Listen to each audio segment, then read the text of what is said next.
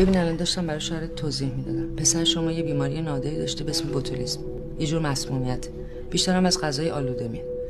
گوشت فاسدی گفتی یعنی چی؟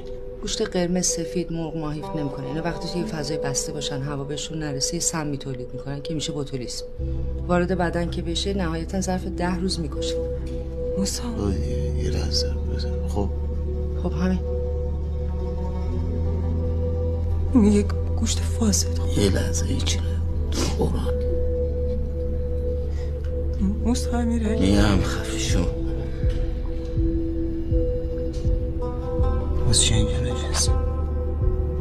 پاشو بریم تو. با تو هم میام. پاشو بریم تو اینجا نشین.